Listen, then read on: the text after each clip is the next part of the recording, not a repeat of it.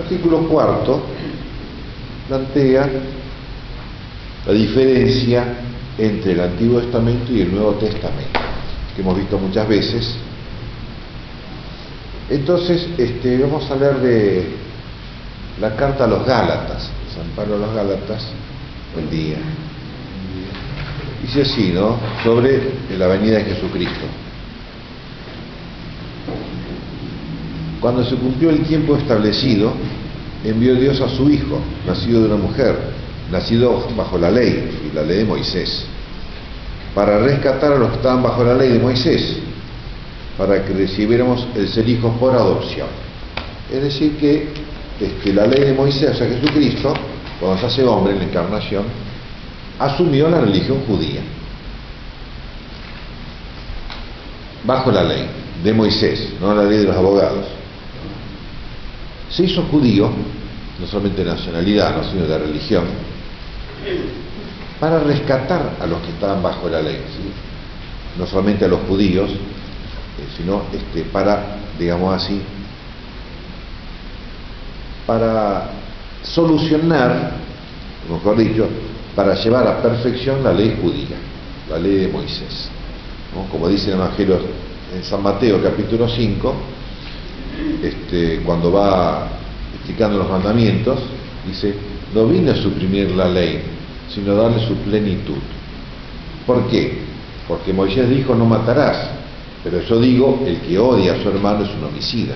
Da la plenitud. Es lo que dice San Pablo: rescatarnos de la ley judía o del judaísmo, que, recordemos, era, ahora ya no, pero era una religión de Dios, revelada por Dios. Entonces, esa es la función o la misión de Jesucristo. Nosotros decimos, bueno, instaura el cristianismo. En un sentido, el cristianismo es una religión nueva. En otro sentido, es el judaísmo llevado a su plenitud. Hay una continuidad, porque el mismo Dios, lógicamente, los mismos profetas para ellos y para nosotros, los mismos patriarcas, Abraham, Moisés, David, etc. Y nuestra oración tiene mucho que ver con el Antiguo Testamento, los Salmos, por ejemplo. Hay una continuidad, no una ruptura. Pero esta continuidad dice: para rescatar a los que estaban bajo la ley, para llevar a plenitud esto que era provisorio, para que recibiéramos el ser hijos por adopción. Entonces, porque los judíos en el Antiguo Testamento no eran hijos de Dios. Recuerden siempre, cuando hablan los profetas, Israel era el pueblo de Dios. En todo caso, Dios era padre de todo el pueblo, pero no de cada persona. En cambio, Cristo, cuando enseña a rezar, dice: Padre nuestro.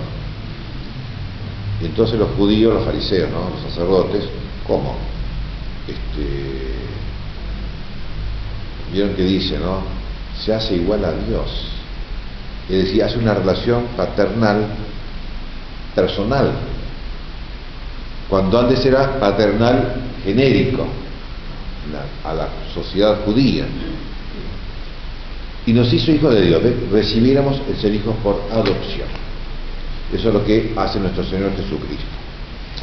Entonces, respecto de los sacramentos, la diferencia de los sacramentos antiguos y los nuevos, ¿no? Dice en ese himno de la fiesta del Corpus Christi, ¿no?,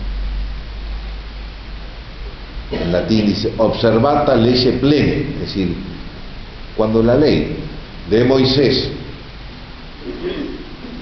fue cumplida plenamente, entonces Cristo instituye la Eucaristía.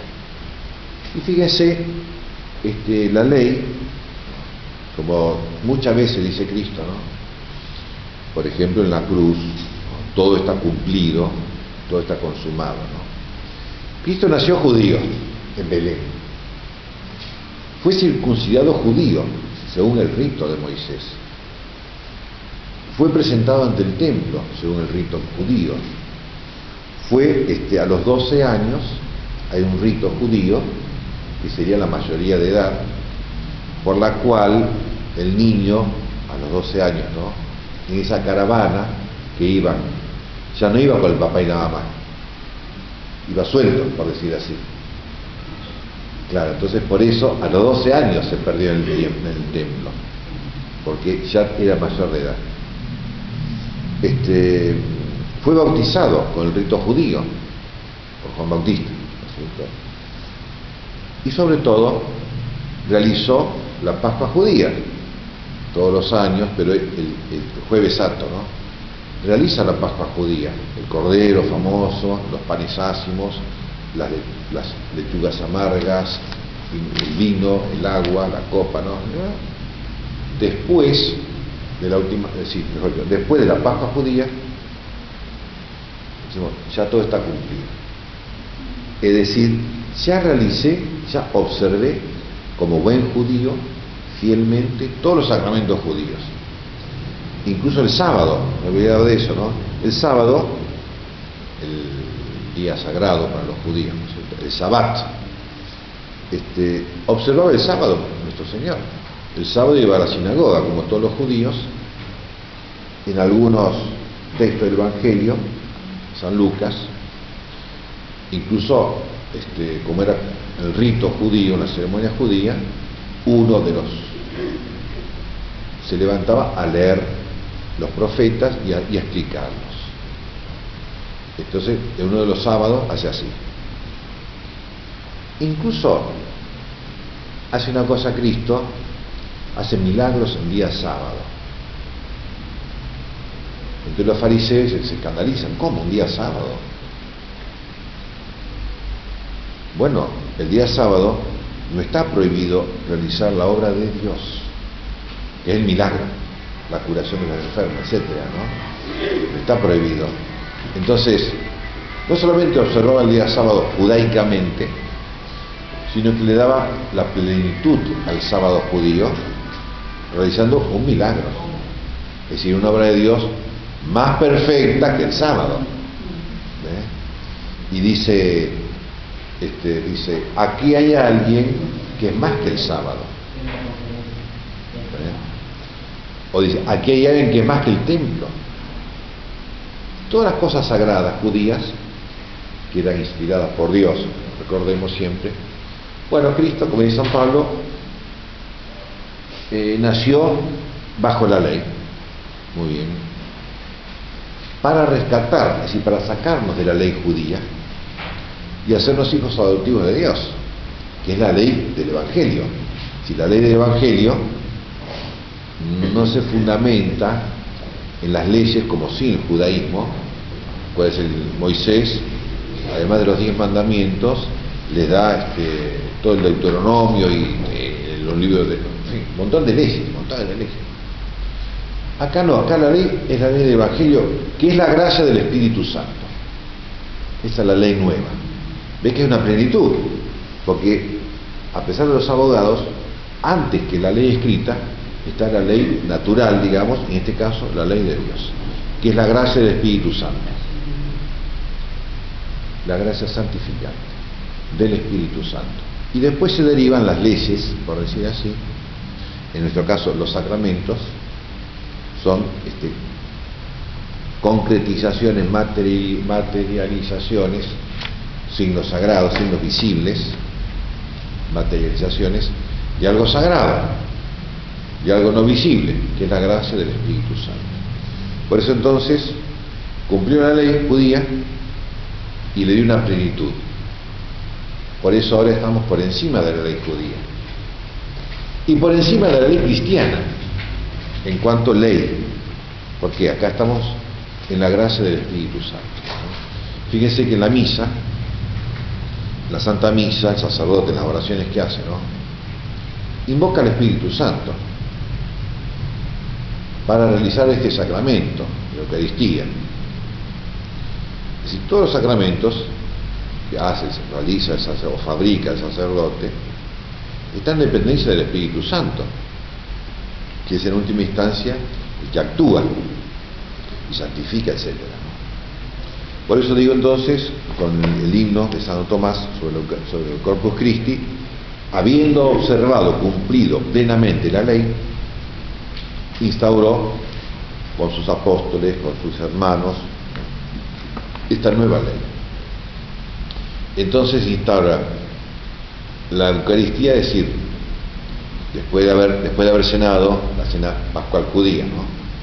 Tomó pan, dijo, esto es mi cuerpo, tomó el cáliz con vino, este es el cáliz de mi sangre, que será derramada por vosotros y por muchos. Y el Viernes Santo, dice el Evangelio, ese sábado, sí, acuérdense que para los judíos el viernes a la noche ya era sábado, era muy solemne, ya era el sábado de Pascua, sí, la Pascua judía, la gran fiesta judía, la máxima fiesta judía, ¿no? Y Cristo, como ella celebró la Pascua cristiana, que es la misa, ¿no? El Jueves Santo, celebra el Viernes Santo nuevamente la gran Pascua cristiana, que es el sacrificio de la cruz, antes de la Pascua judía. ¿Ya? Entonces, antes de morir, dice, ya está todo cumplido, ya no hace más falta la Pascua judía, aunque llega el sábado, el Shabbat, es decir, está anocheciendo, o a las 3 de la tarde muere, ¿no? Al atardecer iba a ser el Shabbat pascual. No, ya está cumplido todo, se acabó el judaísmo. Entonces dice Santo Tomás en el artículo 4, ¿por qué fueron necesarios sacramentos de Cristo, o después de Cristo? Dice así, leemos un poco las objeciones, ¿no? Al aparecer la verdad debe cesar la figura, porque todo el Antiguo Testamento, desde la creación, el paraíso, hasta los macabeos, ¿no? O lo que fuera, es figura profética de lo que va a suceder después. Acuérdense, por ejemplo, dice Cristo, así como Moisés hizo poner una serpiente de bronce sobre un mástil, y el que miraba la serpiente y quedaba curado de la picadura de la serpiente, así dice entonces el Hijo del Hombre, él va a ser elevado en la cruz, ¿no? Y el que mire, si el que crea y ame a Cristo crucificado, ¿no? Será liberado del pecado, de la muerte, etc. Es decir, todas estas cosas antiguas eran figuras, es decir, un símbolo profético de lo que iba a suceder después. Y entonces dice, claro, al aparecer la verdad, sí, Cristo ya cumplió, como dice, ¿no? Ya está todo cumplido, debe cesar la figura. Pero, como dice San Juan, la gracia y la verdad vinieron por Jesucristo.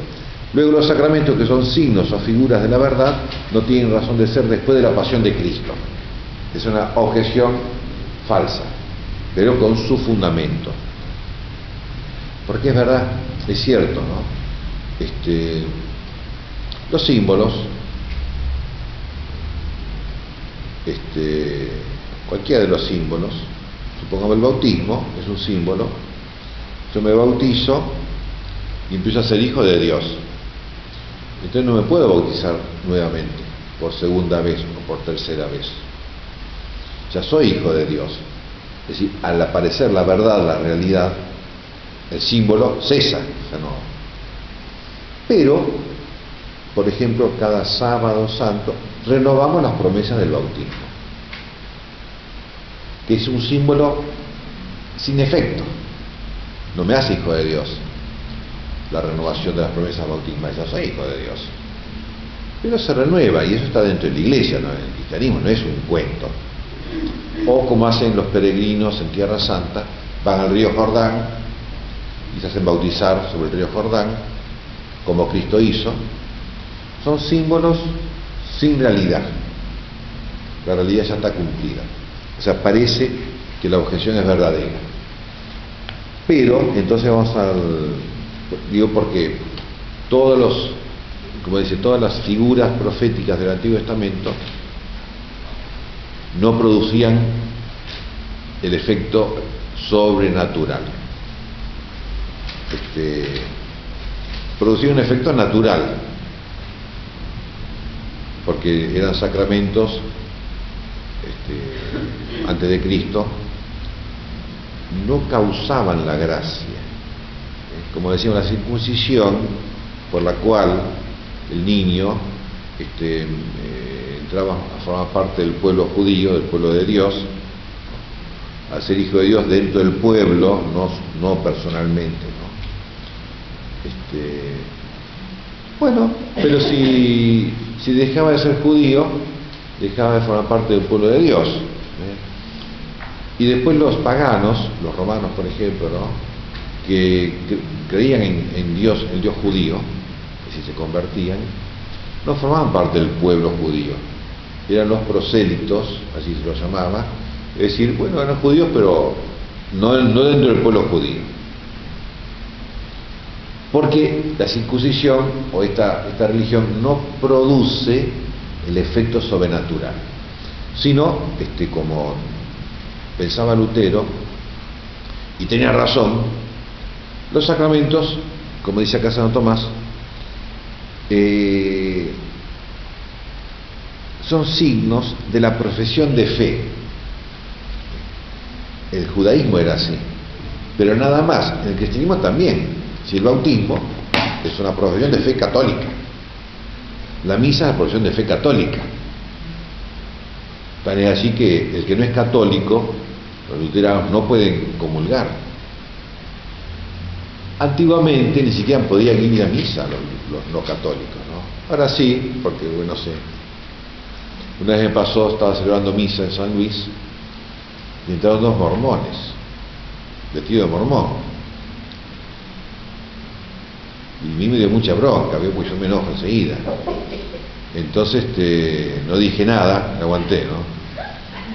Pero en el momento de la consagración se quedaron parados estos dos, ¿no? Entonces le digo así con cara de perro, ¿no?, de rodillas. Se arrodillaron, se asustaron tanto, ¿no? ¿Saben por qué no pueden ir a misa? Porque profanan el sacramento, ¿ve? Sobre todo cuando esto lo desprecian, ¿no? Y por supuesto no pueden comulgar. Porque el sacramento es... ¿Para qué van a decir? Bueno, para hacer daño, los mormones. Pero digo, el sacramento es una profesión de fe católica, o judía, o evangelio, o testigo de Jehová. Y el sacramento católico expresa fe católica. Es verdad. El problema de Lutero y del judaísmo, que para ellos profesar la fe significa, en primer lugar, que yo tengo que saber quién es Dios, por ejemplo, ¿no?, o saber quién es Jesucristo, o saber no sé qué, o leer la Biblia, y por eso no bautizan a los niños, porque para ellos el sacramento, que es una profesión de fe, es nada más que una profesión de fe. En cambio yo digo, no, el sacramento, además de ser una profesión de fe, produce un efecto espiritual, sobrenatural, es que el niño empieza a ser hijo de Dios. Y la profesión de fe la hacen los papás y los padrinos. Hay una profesión. Entonces Lutero queda a nivel judaico o judío. El sacramento como profesión de fe que no produce un efecto sobrenatural. Ser hijo de Dios, cuerpo y sangre de Cristo, no lo produce. Entonces es solamente profesión de fe. Entonces dice así, contra esto, dice San Agustín, dice en Contra Faustum, un libro, los sacramentos de la antigua ley judía fueron abolidos porque fueron cumplidos. Como le digo, Cristo los realizó, fue el punto final. Lo realizó perfectamente. Más vale.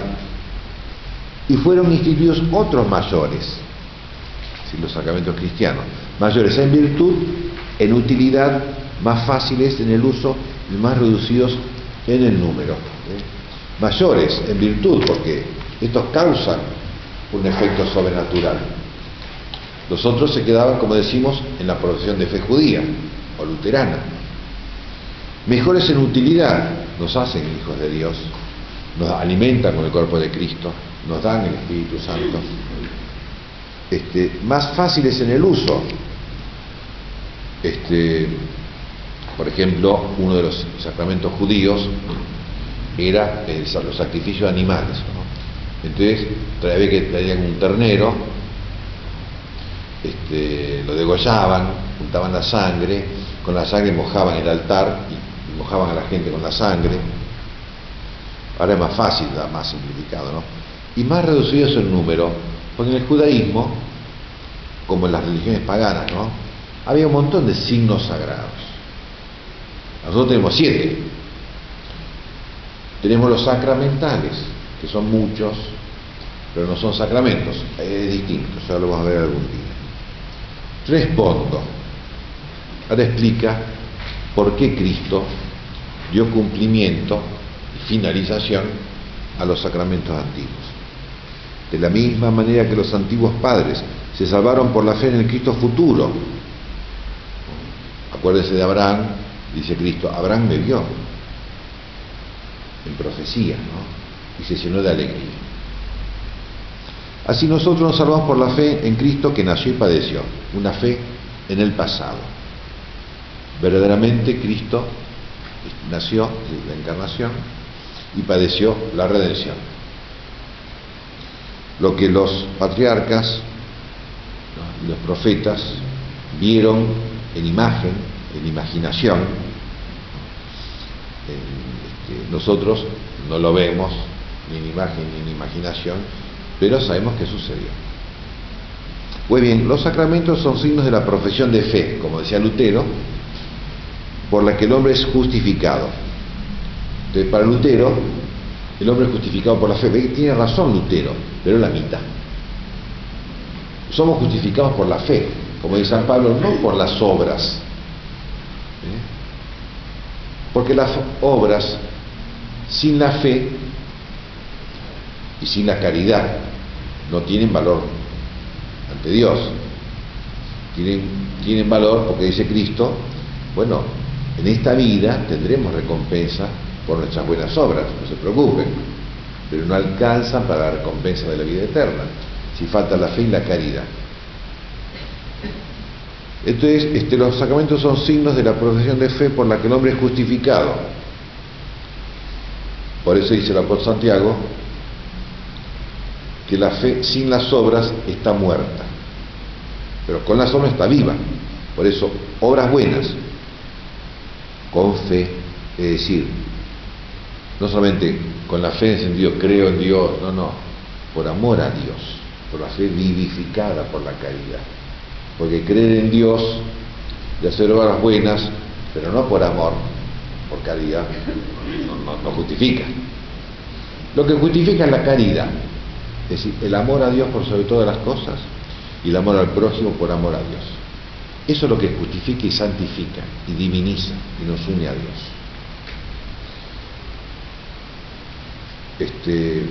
Y la fe,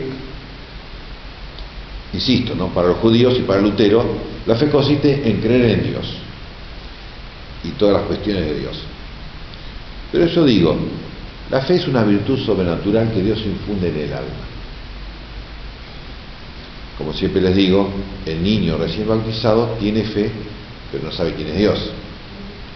O nosotros cuando estamos durmiendo, no perdimos la fe por estar durmiendo, pero no pensamos en Dios. Porque la fe es una virtud del alma.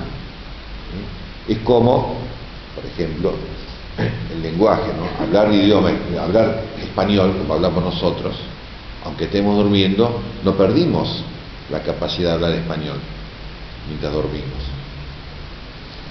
Ahora, si tenemos un golpe de amnesia por un accidente y perdimos la memoria, no podemos hablar ni en español ni en nada.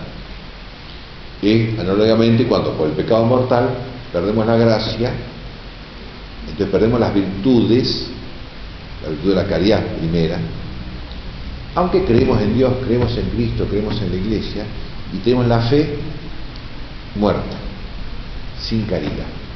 Entonces digo, el judaísmo y Lutero dicen, no, la fe consiste en pensar en Dios, aceptar que existe Dios, y con eso ya es suficiente. Pero decimos, no, profesar la fe amando a Dios y al prójimo, eso es lo que nos justifica. Pero es necesario indicar con signos diversos el futuro, el pasado y el presente. Como dice San Agustín, que la misma cosa se anuncia de distinta manera para decir que hay que hacerla o para decir que ya está hecha. Como cuando decimos padecerá, o sea, el Mesías padecerá o el Mesías padeció. Que no expresan lo mismo. Y por eso es indispensable que en la nueva ley cristiana haya otros sacramentos que signifiquen otra cosa distinta. Es decir, la Pascua judía, el cordero, el famoso cordero pascual, era un signo sagrado de una realidad que ellos no sabían, ¿sí?, de la pasión de Cristo, era el signo de la pasión de Cristo. Ellos no sabían, pero que esperaban, ¿no? Es como si dijéramos, es una metáfora, ¿no? ¿Cómo será la misa cristiana? Moisés pensaba así, ¿no? Es un decir. Esperaban que esta Pascua que él realiza con este cordero de un año, que es una figura, una metáfora, una profecía, ¿no? ¿Cómo será la Pascua cuando se realice? Como diría en el famoso mito de la caverna de Platón, el hombre contemplativo que descubre cómo son las cosas en realidad. La realidad es el que salió fuera y vio el sol, fuera de la caverna, de la cueva, mientras que los que estaban dentro de la cueva veían las sombras, porque ellos estaban mirando contra la pared y afuera estaba el sol, que estaba el sol, la luz, pasaba un caballo y veían la sombra del caballo proyectada en el fondo de la caverna, ¿no? Y esto es lo mismo. Moisés veía la sombra. ¿Cómo será la realidad si la sombra es tan... Creo que la Pascua judía es una ceremonia muy ceremoniosa, ¿no es cierto? Si esta es la sombra, ¿cómo será la realidad? No más ceremoniosa, porque no es más ceremoniosa la misa. Incluso la misa que celebró Cristo el Jueves Santo fue muy poco ceremoniosa, pero más real, más, como diría, ¿no? Más real, una Pascua real y no sombra. Porque no expresa lo mismo. Esto sucederá dentro de no sé cuántos años, o esto, si la misa, es algo que ya sucedió. Y la misa hace actual hoy la pasión de Cristo, es decir, la acción redentora de Jesucristo. Y por eso es más real. ¿Viste? Para los judíos la Pascua era un símbolo de algo que no se ve bien qué era. Para nosotros la misa es un símbolo de algo que sucedió hace 2000 años y que sucede hoy, de que es más real, tiene más consistencia, por decir así, más metafísica, es más entidad, o como quieran decirle, ¿no? Es más concreto, más real. Y por eso es indispensable que en la nueva ley cristiana, que es la ley del Espíritu, la gracia del Espíritu Santo, haya otros sacramentos que signifiquen las cosas acontecidas en Cristo, distinto de los sacramentos de la antigua ley judía, por los que se significaban las cosas futuras. Es decir, en la profesión de fe judía, luterana, se hablaba, ¿no? Porque el credo, ¿no? Por decir así, de cosas muy concretas, o mejor dicho, ¿no? De cosas muy palpables. Pero nosotros sabemos que esas cosas muy palpables me están indicando cosas o realidades impalpables, inmedibles. Porque yo digo, bueno, Dios, si vamos a tomarlo en serio, cuando yo digo Dios, no sé lo que estoy diciendo. en el sentido absoluto. Dios es una palabra que es verdadera, pero la palabra tiene 4 letras, ¿no? Y yo me afirmo y me apego a esa palabra y la defiendo como una palabra sagrada. Y bueno, y la puedo traducir al inglés, al latín, al griego, al chino. Y todas son cosas medibles, palpables y muy concretas. Y está bien porque nos guiamos por eso, ¿no? Para enseñar catecismo. Pero Dios no es palpable, es concreto, pero no es palpable ni medible, ¿no? Está más allá de toda medida. Mientras que la profesión de fe está medida. Por eso digo, esa es la fe judía, no es la fe católica. O esa es la fe luterana, no es la fe católica. Está bien medida, está bien determinada. Cuando lo real, divino, no está determinado. Por eso, por ejemplo, como decía un teólogo luterano de Noruega, se hizo católico, pasó a la iglesia católica, ¿no? ¿Por qué? Dice, bueno, yo enseño teología en el seminario de luterano en Noruega. Llegó un momento, yo enseñaba con los padres de la iglesia. Llegó un momento que me di cuenta que esta teología que yo enseñaba era teología católica y no me daba cuenta. Después de no sé cuántos años, no me acuerdo, ¿no? Me di cuenta, era la teología católica, no la teología luterana. Entonces yo católico. ¿Por qué? Porque estas cosas tan medibles no son lo real, son una sombra. Lo real es inmedible. Hasta tal punto que, o hasta el momento en que Dios, que es lo más real y lo menos medible, Dios nos toca. Nos toca con su gracia, ¿no es cierto? O, como dice San Juan de la Cruz, un toque sustancial que cambia al fulano, de repente se da cuenta que él es católico y no quiere ser más luterano. Y además dice este hombre, claro, me di cuenta que la misa luterana no es misa. La misa luterana es una ceremonia judía, es decir, una profesión de fe con todos los símbolos y no produce el cuerpo de Cristo. Entonces no, yo quería la misa, quería el cuerpo de Cristo, porque la teología tradicional de los padres de la iglesia me habla del cuerpo de Cristo, no de ceremonia. Si Dios lo tocó con su gracia,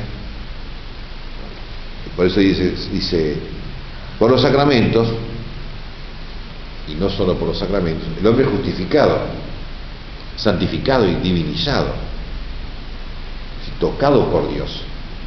Entonces Santo Tomás dice que la fe, y no digo las palabras, el credo, no digo la virtud sobrenatural de la fe, aunque yo sea un niñito de 2 días de existencia, ¿no? Tengo la fe, aunque no la sé explicar. La fe, dice Santo Tomás, llega hasta tocar a Dios. Llega hasta Dios, la fe. Y por eso es que justifica, que santifica, que diviniza, etc. No porque sepa explicarlo a Dios, ni porque sepa la Biblia de memoria. Eso no me justifica, ni me santifica, ni me diviniza. La fe como virtud sobrenatural, que es una gracia, sí. Porque Dios me toca y yo estoy tocando a Dios. Y no como decía recién uno, y lo que dice el apóstol Tomás, si no toco, no creo. Aquí al revés, no, porque creo, toco a Dios. Pero él quiere tocarlo físicamente, tocar la custodia, sí, ¿no? Tocar el pan, si no, parece que no tengo devoción si no toco la Eucaristía. Son judaísmos. El cristianismo, el catolicismo dice, no, hay un toque esencial, sustancial, que no es tocar la hostia o tocar la imagen así. Si la devoción, mientras permanece extrínseca, es extrínseca, valga la redundancia, y no llega al recogimiento interior donde está Dios. Entonces la devoción exterior tiene que conducir a la devoción interior, al recogimiento interior, donde habita Dios. Si no, estamos en el judaísmo o en el luteranismo o en el no sé qué. Pero es necesario indicar con signos diversos el futuro, el pasado y el presente. Bueno, ya lo vimos eso, ¿no? Por eso es indispensable que en la nueva ley haya otros sacramentos que signifiquen las cosas acontecidas en Cristo, es decir, ya sucedidas. Pero acuérdense, y es la respuesta a la primera objeción, dice San Dionisio, el estado de la nueva ley cristiana es intermedio entre el estado de la ley judía, del Antiguo Testamento, y el estado de gloria del cielo. Es decir, están los sacramentos judíos que Cristo cumplió. Eran figuras, sombras, profecías que se cumplieron en la nueva ley. El bautismo cristiano, la misa cristiana, el matrimonio cristiano y no sé cuánto, ¿no? Pero después está el cielo.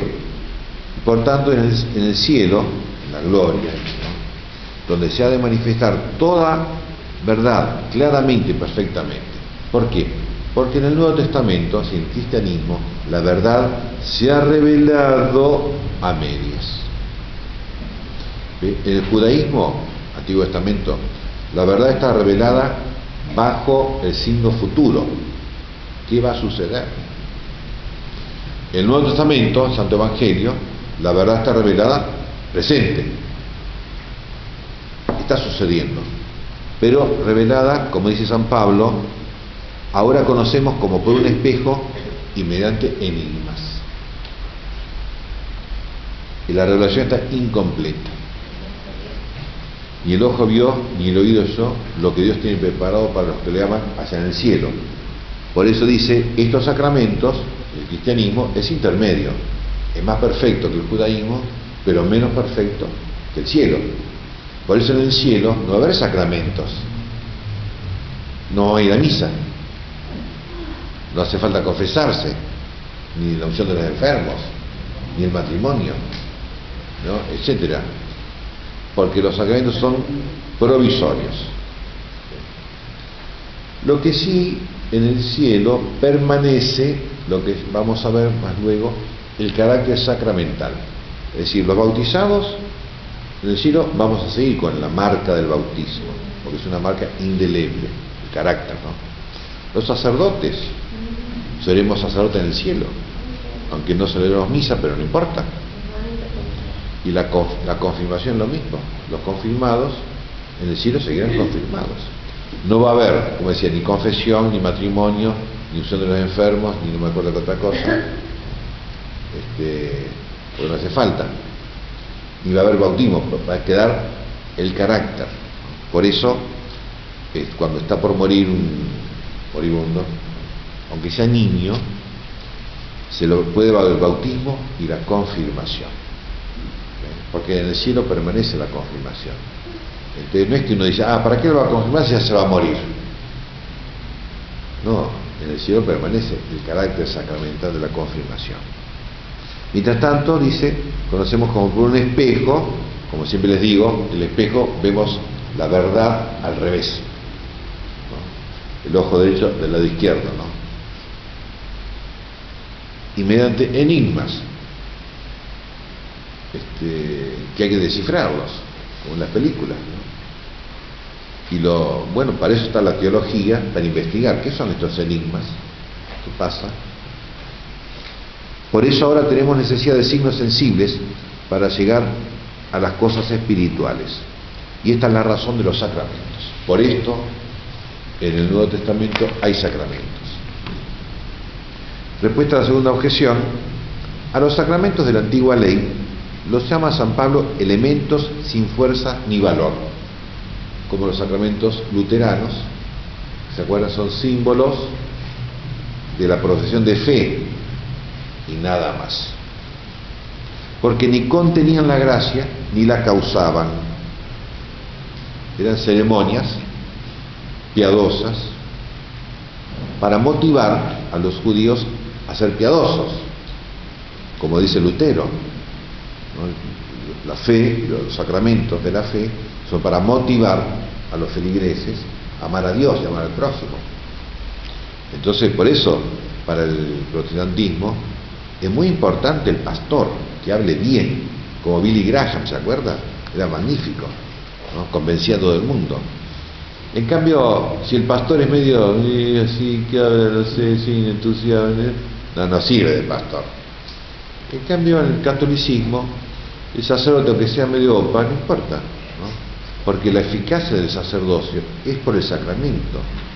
Es decir, el sacerdocio contiene y causa la gracia. El Lutero no. Y por eso, a quienes usaban estos sacramentos del Antiguo Testamento, dice el apóstol que servían a Dios bajo los elementos de este mundo. Es decir, estaban atados a la materialidad de los sacramentos. Como cuando pensamos que es mejor tocar, ¿no?, o comulgar en la mano que comulgar en la boca. Estamos sujetos a la materialidad. Porque en verdad no eran más que elementos de este mundo. Es decir, el pan es un elemento de este mundo. Entonces, la parte pan, digamos así, no es la parte importante. La parte importante es lo que no se ve justamente, es Cristo. Nuestros sacramentos, sin embargo, contienen y causan la gracia. Y por eso no es semejante la razón del Antiguo Testamento al Nuevo Testamento. Por eso nuestros sacramentos son algo sagrado. Profanar un sacramento es ofender gravemente a Dios, un sacrilegio, porque contienen y causan la gracia. No es un símbolo, no es como una estampita que si se rompió, se rompió. No, la hostia no es una estampita, es Cristo. El bautismo, ¿no? Incluso el agua bendita, que no es un sacramento, sino un sacramental, pero ya está, contiene causa la gracia en un sentido, y se usa para el bautismo y para el exorcismo, por ejemplo. Respuesta a la tercera objeción. Claro, la tercera objeción dice: ¿cómo? Dios hizo las cosas a medias en el Antiguo Testamento y después se avivó y empezó a corregirlas en el Nuevo Testamento. ¿Qué pasa con Dios?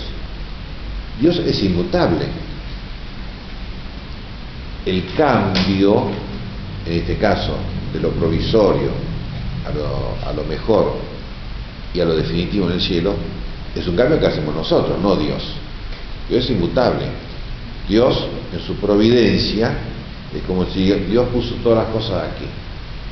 Y nosotros, por la oración, por las buenas obras, y etcétera, ¿no es cierto?, somos los que tenemos que irnos acomodando a este camino de Dios, del símbolo a la realidad y a la gloria.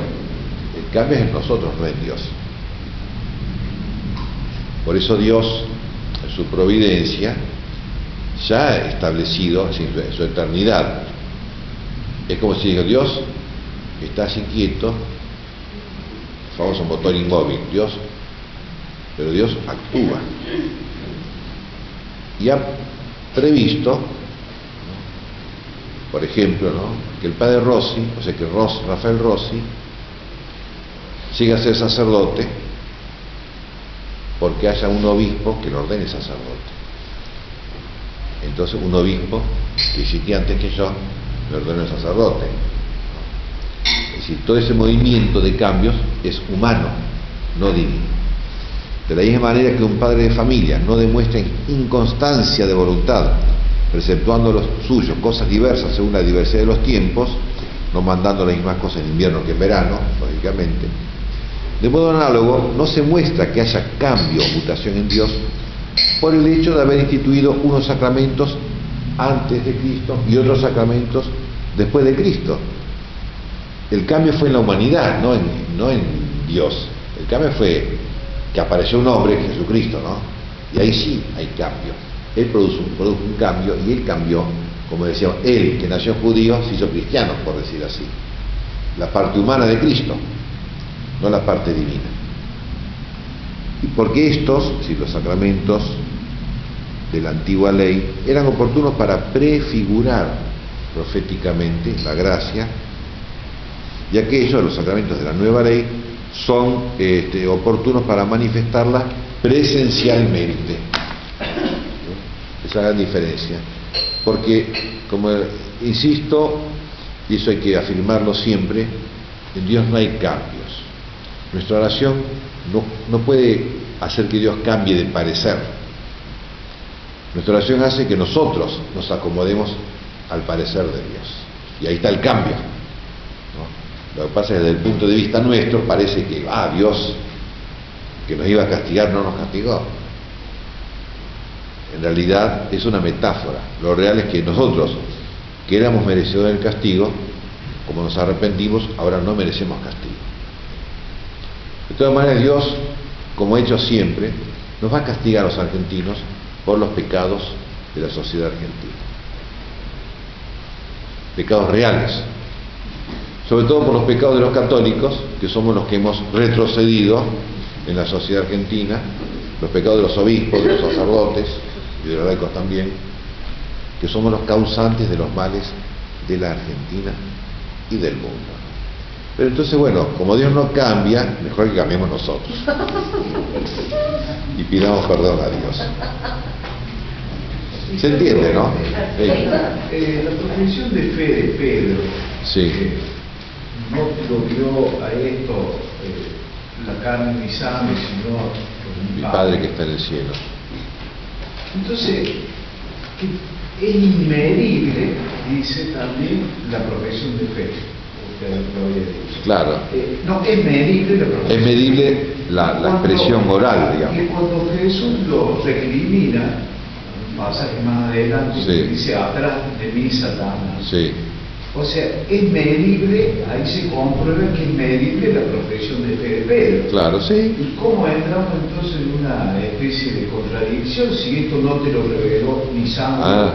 Bueno, es una aparente contradicción, porque la revelación que dice Cristo, digamos, así como la encarnación, ¿qué pasó? Dios se puso a la medida humana y se hizo hombre. En la revelación es lo mismo. Dios, cuyo pensamiento, digamos, ¿no?, es inmedible, incomprensible, se achicó a la medida humana. Y ese achicarse, hay una paradoja, ese achicarse se expresa con muchas palabras. Por eso dice San Dionisio, a medida que vamos creciendo espiritualmente, ¿no?, que nos vamos acercando más a Dios, que vamos santificándonos, que vamos divinizándonos, a medida que nos unimos más espiritualmente, íntimamente a Dios, dice, menos palabras necesitamos. Por eso dice Cristo, los paganos y los judíos oran con muchas palabras, largos discursos, ¿sí?, lo cansan a Dios. Vosotros decid, Padre nuestro que estás en el cielo. ¿Ve? Hay un resumen. ¿Por qué? Porque en el Padre Nuestro, resumidamente, hay una gran cantidad de... Y, como dice Dionisio, cuando llegamos en la cima de la montaña, como si fuera el monte Sinaí, en la cima, ya no hay más palabras. Dice, queda la única palabra que pronunció Dios, que es el Verbo Divino, Jesucristo. Y ninguna otra palabra. Es decir, vamos resumiendo, no achicando, sino resumiendo, agrandando, agigantando a la medida divina, pero achicando a la medida humana. En cambio al revés, cuanto más lejos de Dios, más palabras, como hago yo, ¿viste? Hablo una hora, ¿por qué? Porque no sé. Entonces trato de disimular que no sé y hago alguna y los engaño. Pero ustedes lean, Santo Tomás es una hoja, y de la hoja está el cuerpo, y el otro es la poesía, ¿no? Cuanto más alta la sabiduría, menos palabras. Y cuanto menos sabiduría, más palabras. Bueno, nuestro auxilio está en nombre del Señor. Que la bendición de Dios Todopoderoso, Padre, Hijo y Espíritu Santo, descienda sobre vosotros y permanezca para siempre. Amén.